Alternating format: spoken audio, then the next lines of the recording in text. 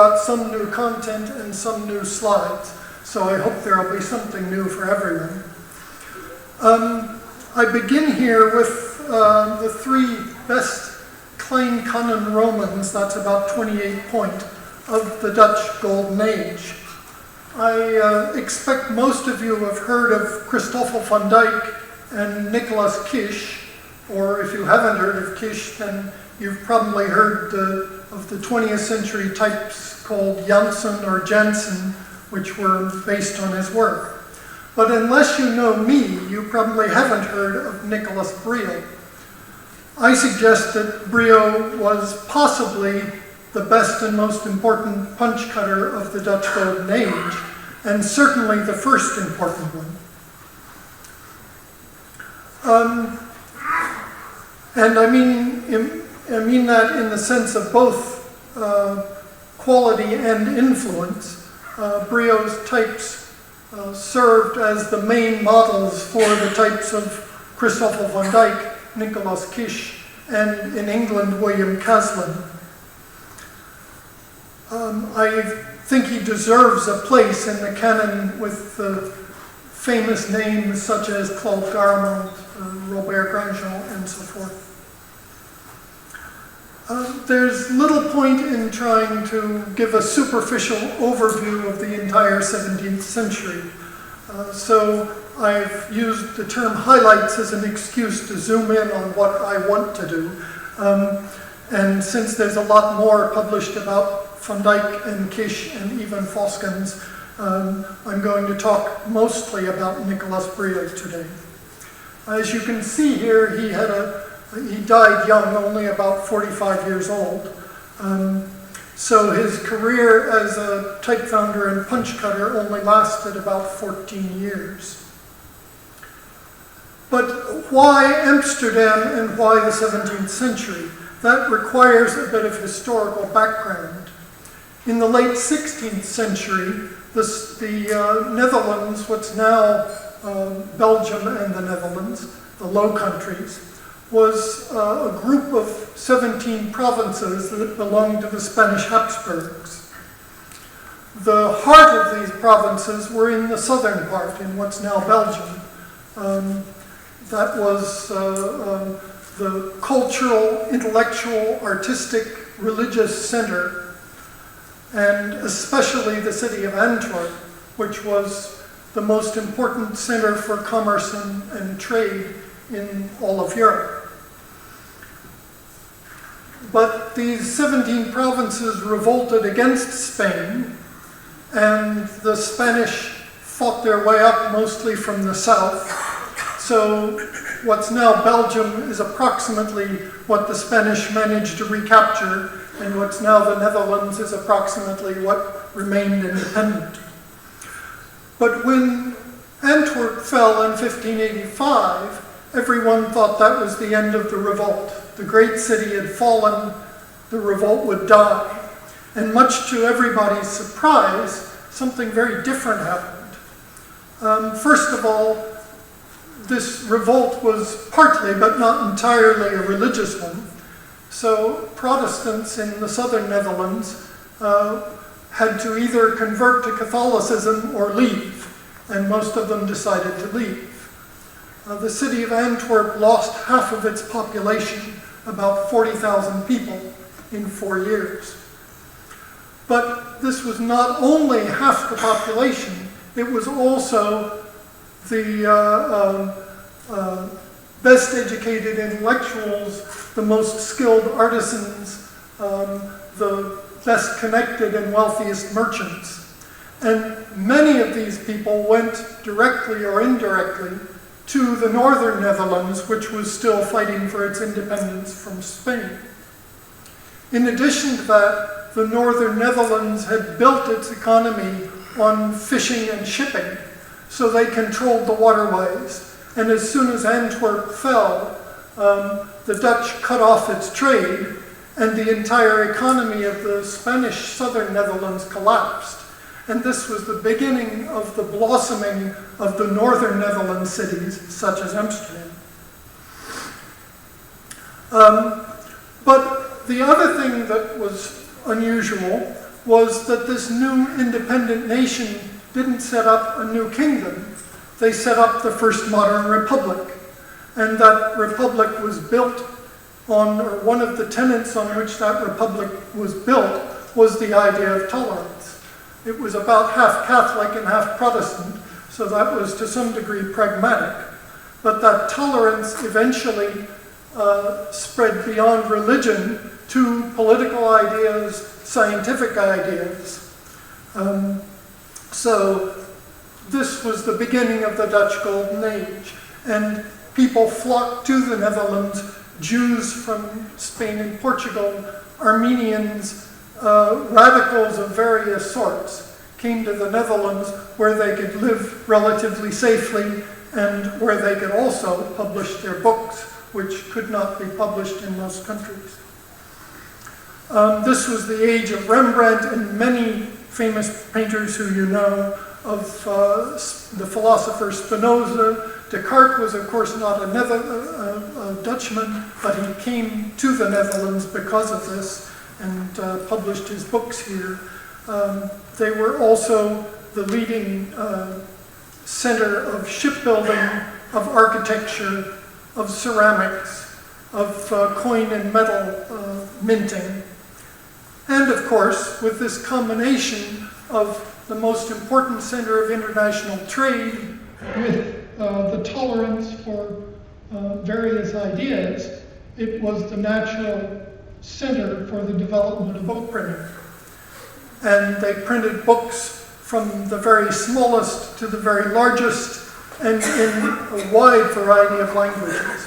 So of course they needed a wide variety of printing types. A great deal of the history of printing types is talking about how we get from Nicholas Jensen in Venice in 1470 to the successors to Didot and Bodoni in the 19th century. I believe this is Marcel Legrand, about 1825, but the O looks a bit fishy. One of the things that happens in this several hundred years of evolution is that we change from a letter form that's primarily based on what I've always called a broad nib pen to a letter that's based on what I call a pointed pen. Neither is a pure version of this. These are all typographic letters which differ from pen-written letters, but the influences here are very clear. James Moseley has pointed out that the great pioneer of the pointed pen was Giovanni Francesco Cresci in Italy in the 1560s. You can see here these typical ball or teardrop terminals, and the distribution of thick and thin is no longer following the broad pen system. But he also made letters that look almost typographic. These still have a great deal of influence from the broad nib pen, but we're beginning to see these other influences as well. That took a very long time to work its way into printing types. There is a tiny trace of it in types by, say, Grandjean or Fonlenquier in the 16th century, but this is a very, very small beginning. Type founders tended to be very conservative. But Cresci's writing books did not take at all long to spread. In fact, they spread very rapidly to many countries, including the Netherlands. And the greatest writing book of the Netherlands, and quite deservedly the most famous, is Jan van de Velde's from 1605. Here we have a pure pointed pen letter form engraved in copper. It was really 150 years before we got letters like this in printing types. Now, just about this time, probably a few years earlier, a young man named Nicolas Brio moved from the southern Netherlands to Gouda in the north, in the New Republic. He was a Catholic, This is one of the remarkable things. Because of the economic problems in the South, and because of the tolerance in the North, even Catholics moved from the Catholic southern provinces to the Protestant northern provinces, because they were officially Protestant, even though the country was half Catholic. And Gouda in particular was a Catholic-friendly city. He almost certainly was apprenticed to a silversmith there because he married the man's daughter. And we don't know exactly what he did as a silversmith. There's some evidence that he cut coin dies and seals. But whatever he did, he was certainly very successful, because at only about age 30, he bought a large, expensive house right on the central square, just across from that city hall that I just showed.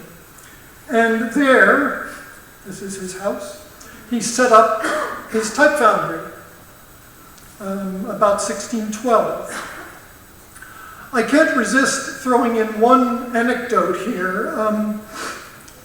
I talked about the Dutch tolerance, but of course, as anywhere, there were lapses.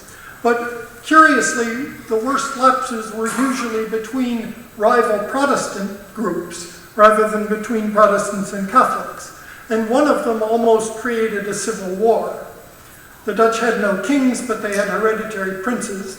And Prince Maurits, who was backed by the most Calvinistic Protestants, executed the country's leading statesman, who was backed by the less Calvinistic Protestants.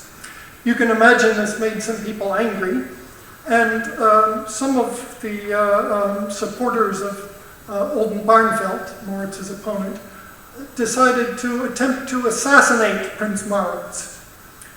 They didn't succeed, they were caught and executed. But one of them, a few months before the attempt, was lodging in the house of Nicholas Brio. And it turns out his contribution to the conspiracy was that he provided the molds for casting the bullets and taught the other conspirators how to use them. These are skills that he clearly learned in Nicholas Brio's type foundry. Brio managed to convince the authorities that he knew nothing about this, and so he doesn't appear to have gotten into trouble. But just in the year that he buys this house and sets up his type foundry, we suddenly see a new series of textura typefaces come into use in the Netherlands with a distinctive style, which is new. And many of the first printers who used these types had some sort of association with Nicholas Brio. So at least most of these types, and I think certainly the best ones, were cut by him. And in fact, in one case, we can document it quite clearly, and that's this remarkable typeface. Typically Dutch, this is a Catholic type founder making type for a Protestant printer to print Protestant Bibles. This is something you don't very often find elsewhere. But to give some idea of the scale of this type, I've put this, I've put this in the corner. That is a sesame seed. The distance from baseline to baseline in this type is about 1.3 millimeters. This is 4-point American English point, 4-point type. You might think this is just a bit of bravura show-off with no real function, but in fact that's not true at all. This is a remarkably legible type, and it had a very specific function. We sometimes hear romantic stories that Protestants had small Bibles because they had to, they were persecuted and had to hide them, or they had to, they were constantly running away and had to carry them with them. I'm afraid that doesn't really hold water. This Bible is smaller than any of the Bibles made in Protestant Bibles in Catholic countries, and it was made for Protestants in a Protestant country. But Catholics in this period considered it quite dangerous for just anybody to read the Bible. The church had a Bible, and the priest was to explain it to the layman. Otherwise, the devil might intervene and make them misinterpret it. Whereas in the Protestant church, the Bible was to be read by everybody. And in the Dutch Reformed Protestant church, even women, this was the most radical idea of all, weak-minded women were to read the Bible. But if everyone is to read the Bible, they have to not only be able to read, they also have to be able to buy them.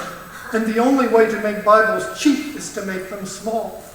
So by cutting this type, smaller than any that anybody had ever cut before, Brio made these cheap Bibles possible.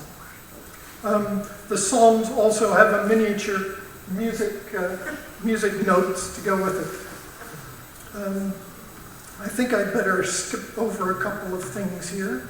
But here, yes, I know. It's a favorite slide, but I'm not supposed to run over. Finally, in the 19th century, somebody outdid Brio, so that's what this slide was. So here we have this new series of textura types, but what I want you to pay attention to are these little Baroque curls, because this is something new in type. And it's in every size, including that miniature. This is the largest size, about 14 points. And if we compare various kinds of textura, it's absolutely obvious that Brio's textura types are directly based on those of Hendrik van den Kere. That's this column. But he adds those little curls. That's the only major change from the types of van den Kere. But once Brio does that, it becomes the standard Dutch texture. All that follow copy it in that respect, including Van Dyck shown here and Fleischmann shown here. So the main type comes from van den Kere, but where do those curls come from? Well, the answer lies again in our writing book. This is that same Jan van der Velde writing book, and there we've got those little curls. This is before Brio began to work.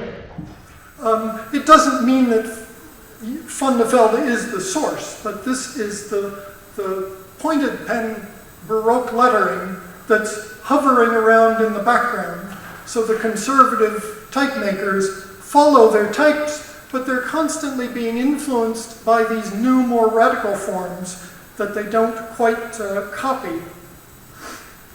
Now, unfortunately, we have no type specimen produced by Nicolas Brio, but we do have a bunch of fragments that I've identified as the specimen of his successor, Jacques Vallette, about 40 years later.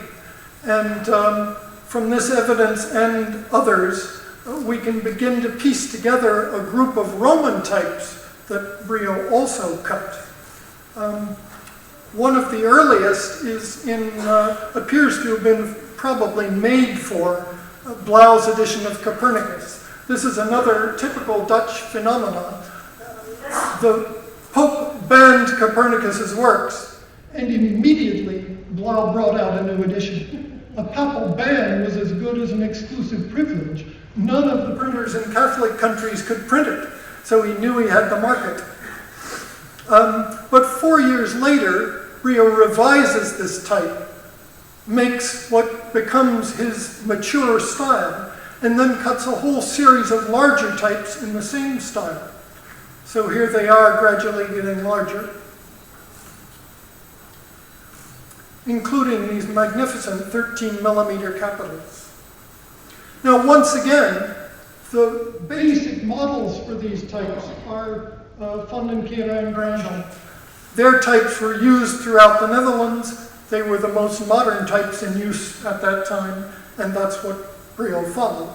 But once again, we get little things which we can find in the writing manuals again, and this is the same writing manual. That pointed terminal to the C is in many of the sizes, not all of them. This sort of G is that had never existed in typography before. This is quite odd for type in 1605. And if we make comparisons again here, Van den Kere, if we look at this horizontal, it gradually tapers and then gradually swells again making a continuous curve up here. The Brio type goes suddenly thin, continues thin, and then suddenly breaks wider again, making a break in the curve. This is another Baroque characteristic, which we can see in that same writing manual, and is taken to greater extremes by Christoffel van Dyck a bit later. Kish, typically rather conservative, more or less follows the Brio style, not as radical as van Dyck. We find the same thing with the lowercase a. Van den Kere, still more or less the broad pen form. Brio with that teardrop terminal, also here the thin stroke, very thin and suddenly thick. Though this you find almost not at all in the round letters until in the 18th century. This is in the straight letters, yes, the round letters, no. Again, we find these features in the engraved form, but the actual form of the letter does not follow the engravings. The form follows the earlier types. Brio also cut a very small grid type, one of the first to abandon the highly ligatured style that had been popular for more than 100 years. But Gouda was not such a good place for a type foundry. Most of his customers were in Amsterdam. But suddenly the Gouda government turned against the Catholics, and the Amsterdam government became more sympathetic toward Catholics, and so Brio moves to Amsterdam. And he lived quite close to the Jewish quarter, where we had the Netherlands' first Jewish printer, Manasseh ben Israel, and Brio cut his Hebrew types. But once again, we find the same pattern. This is the old type of Lebet from the 16th century, with very clearly a broad-edged pen basis. This is the Brio type with very clearly a pointed pen basis. Brio also cut an Arabic type. I reverse it so that you can see the letters as they read. This is just the sort of type that Thomas Milo hates. Perhaps most remarkable are these two italics. These are perhaps not as good and certainly not as influential as his Roman types. But what's extraordinary is in many ways these types are 100 years ahead of their time. Here's alphabets. If we look at the details, we have these arched curved strokes leading into the letters. This has absolutely nothing whatsoever to do with the Robert Grandjean italic types that were normal at this time. It's not quite Baskerville, but it's clearly going in that direction. These types were completely ignored. When this does come into type, it comes from a different source, directly from the pen lettering, not from Brio. If we look, here is the Brio type. This is Van Dyck and Kish. It has absolutely no relation to that Brio type. Both Van Dyck and Kish began with Robert Grandjean and then made their own variants, Van Dyck doing it more radically than Kish. But if we look at that Brio italic, we can find something very similar in Cressy's writing book and in another Dutch writing book from 1605, not Van de Vene's. So this was sort of a dead end, but which 100 years later popped up again. That's pretty much all I'm going to say about Nicolas Brio. I haven't much time left, so the others will be covered in rapid-fire manner. This is a type specimen issued by Christoffel van Dyck himself. This has never been published. It was discovered by Justin Howes shortly before he died. But we do actually have an earlier specimen, which unfortunately survives only in a few fragments. But here you can see a few of those fragments, which are lovely things. And if you go out of this hotel and cross the street or cross the square to what's now the Royal Palace, that was built as the Amsterdam City Hall. And when they built it, they hired Christoffel van Dyck to draw the lettering for the painter who had to paint the names of the rooms above the doors. And when it became the Royal Palace in 1808, most of the rooms changed function, and so they painted new lettering over top of the old lettering. But the Weeskamer didn't change function, so that is still there to be seen. And I think there's been some sort of restoration. You can see both the old lettering and the new lettering over some doors. And it actually looks like the new lettering is fainter, so perhaps somebody tried to restore the old lettering. But if we compare these letters with the largest type in Christoffel van Dijk's specimen in the heading, they're quite similar. That would be reassuring, except that there are other things that suggest that this type wasn't actually cut by Van Dijk, but by Bartholomeus Voskens. That's a question which needs more study. All right, I have to show a little bit of Kish, not much time, but those who know Kish from the Stempel Janssen should know that is often presented as the original, but it is in fact a recutting. The originals are cruder, but much more interesting and lively. Here's one letter photographed out of Kish's own type specimen. And his lovely italics, which were his best types. He himself said that in his early days, he was especially good at cutting italics. Okay, my time is up. I wish to end by jumping back to Nicholas Briel, because curiously enough, the punches for those 13mm capitals still survive at Enschede. They're not mentioned in any of the catalogs or books, but they're there. So we can see them today. Punches cut about 1624. And for those who aren't used to looking at the letters in mirror image, I flip them so that you can see the letter forms as they were intended to look. And to remember the name of Nicholas Briel. Thank you very much.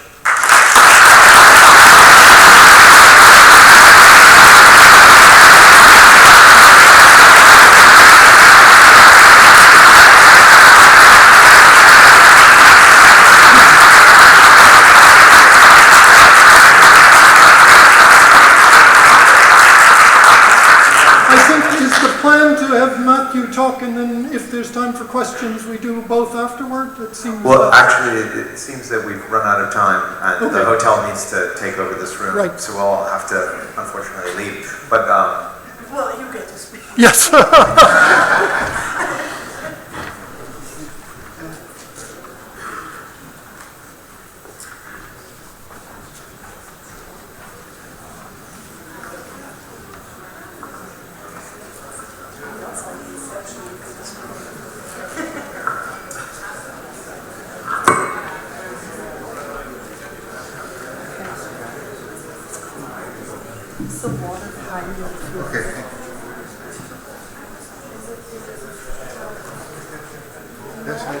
Try to be within time. No, it's okay. It's fine. Yeah. We're not getting any input. Yeah, I have the input. There is input. I have the black image. Oh, you get no input. We get no input in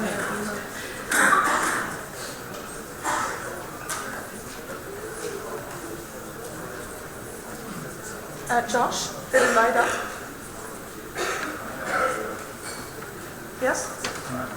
Thank you. Thank you.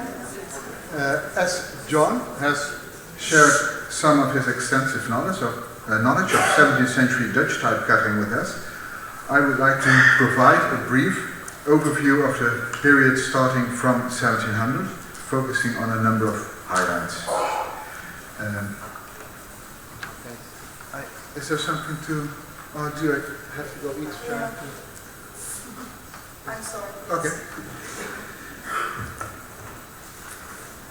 What is the highlight? Well, the visit the Englishman Thomas James paid to Amsterdam in 1710, over 300 years ago, is certainly worth mentioning at any rate. James wanted to establish a foundry in London and thought that the best way to do this would be to acquire type materials in the country that excelled in this field at the time, Holland. And after some effort, he was able to purchase matrices from Johannes Rolu in Amsterdam. The materials that James purchased from Rolu included the capitals that are displayed in the middle of this slide to the left. Rolu, who was a punch cutter as well as a type founder, lived in the Jordaan district and was originally from Frankfurt. James was not very taken with the Dutch type founders in general. As he wrote to his brother, "The Dutch letter founders are the most sly and jealous people that I ever saw in my life." Johann Michael Fleischmann, who was born near Nuremberg in Germany, was, without any doubt, the most important Dutch punch cutter of the 18th century. He settled in this country at the age of 21. He cut punches for various type founders and briefly ran his own foundry. Fleischmann lived in Amsterdam for many years with several interruptions, and he died here in 1768. He is buried in the church where Alice Walthorne delivered her lecture last Wednesday. The Wetsteen foundry in Amsterdam was one of Fleischmann's most important clients. Rudolf Wetsteen once declared that he had been looking for such a talented punch cutter for 30 years. In 1743, however, Rudolf's son, who took over the company after his father's death, sold the entire type foundry to the Haarlem-based firm Enschede, and this obviously included the Romans and italics that had been cut by Fleischmann.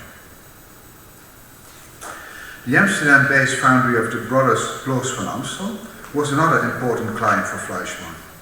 This foundry issued several fine specimens, including this one from 1784.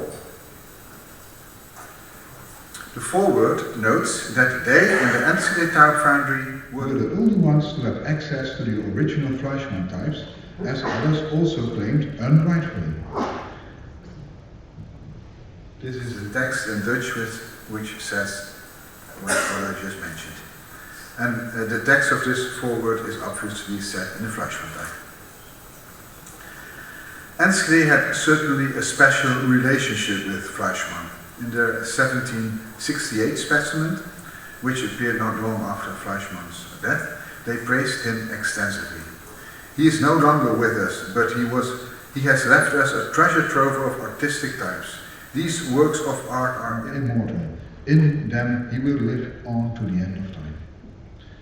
Fleischmann would receive much less praise in the 20th century Anglo-Saxon world. In his handbook, Updike even refers to him as the tasteless German type cutter. But the Anglo-Saxon world has never been in love with a German type design, I think. Probably they don't know it.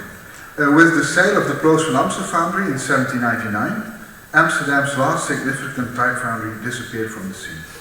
The first half of the 19th century saw the establishment of several new type foundries in the Netherlands, of which the one established by Nicolas Tetterode in 1851 would prove the most important.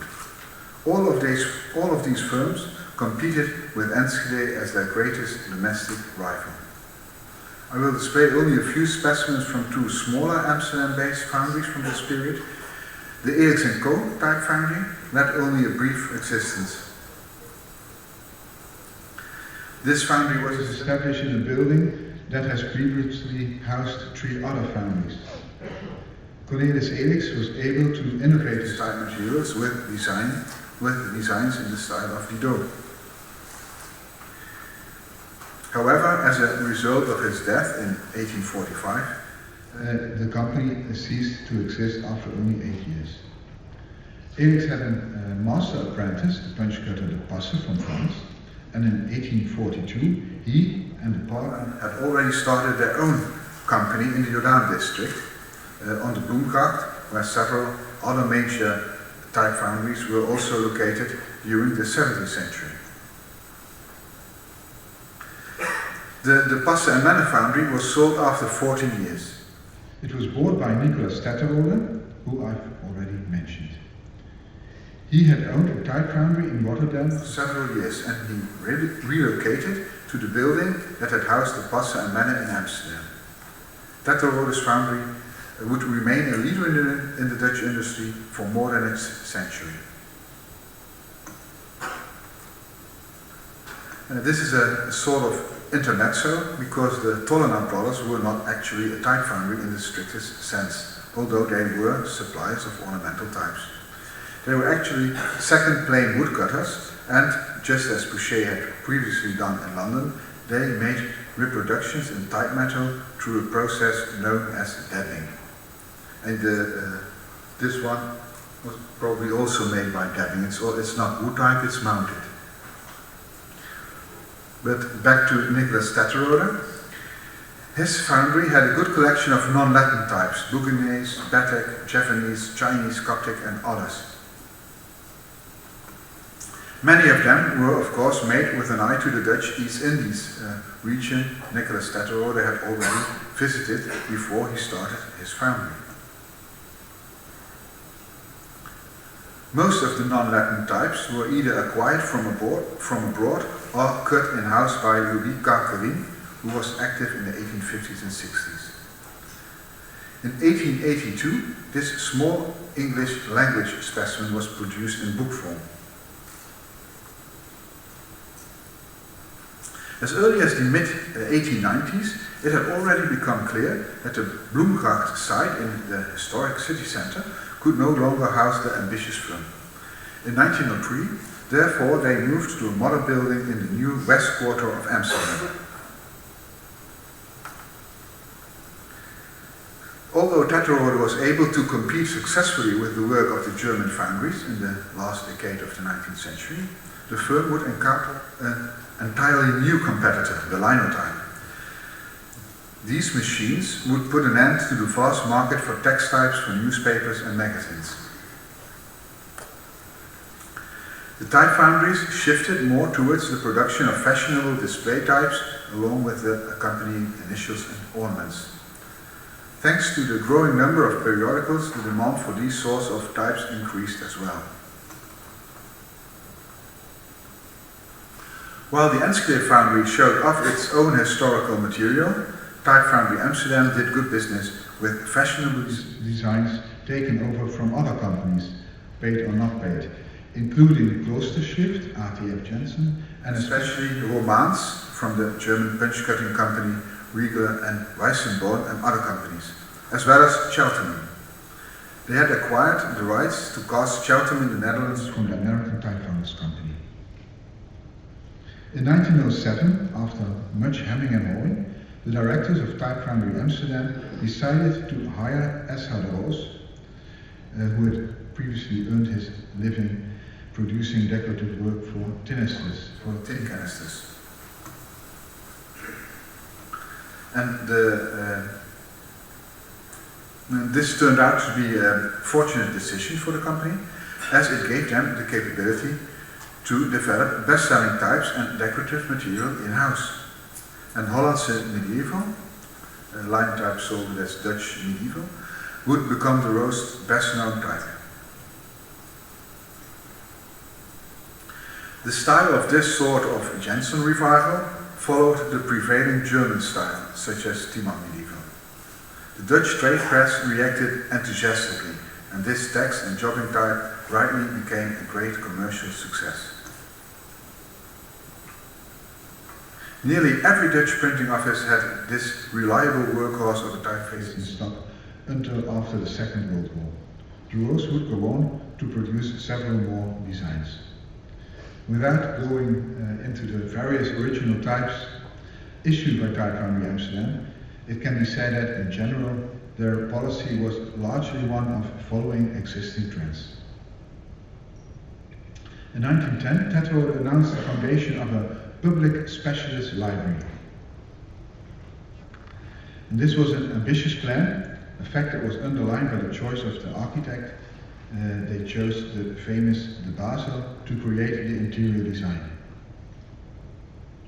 3 years later, This typographical library opened its doors on the premises where the firm was located at the time. It turned out that the ideal librarian had already been found among Tetrarode's own workforce, namely in the Roos. He built up a library of international standards, which widely documented both graphic techniques and design. At the library, visitors such as Gerard Unger, the young Gerard Unger, could not only study professional literature, but also admire the most beautiful and unusual specimens, ranging from woodcuts to photogravures and from Bordoni's Manuale Tipografico to company photo books. I think this is the first picture with very small type in it. The collection also included printed ephemera, type specimens, prospectuses, posters and calendars. In 1971, Tetrarode's management decided that it would be better to house this extensive collection in a public institution, the University of Amsterdam. This exposition has since been part of the special collections. Since then, Tetrarode and the University of Amsterdam kept in touch, and over the years the firm donated research material including type production archives and other things. Several particularly valuable pieces were given as long-term loans. Examples include the famous ATypI cabinet containing 17th century and 18th century Hebrew type materials. And probably John knows everything about it. Or undoubtedly John knows everything about it. The typographical library brought with it thousands of type specimens, especially ones dating from the 19th and 20th centuries, although there are several rare and interesting earlier specimens as well. And I would like to close my presentation by showing a number of special type specimens. The first example is this American specimen from 1857. And it's one of the two known copies. Corteliou had worked for several founders before he started his own foundry in New York in 1850. And then there is this French wood type specimen, which appears to be very rare, Audubon, 1886. And one of my personal favorites, a specimen of Bauer Beton. And this specimen is mentioned by Jan Schichold in his Typographische Gestaltung from 1935, and he mentions there 9 recent type specimens which he considers very beautiful, 2 by Bayer, 4 by Trump, 1 by Schneider and 2 by Reiner, one of which is this one. And this English language specimen of Bauer Beton was meant for the American market, and it advertises Beton as the only design of the square serif group which can be safely applied to job printing. And Bauer had an office in New York since 1927. All our type specimens have been catalogued, mostly at item level, and can be consulted in the reading room. It can be easily found by searching our online catalog. And I would like to close with a wood type specimen by Roman Scheer in Lützen, dating from about 1910. And Peter Baines once appropriately referred to this design as banana type. Thank you for listening.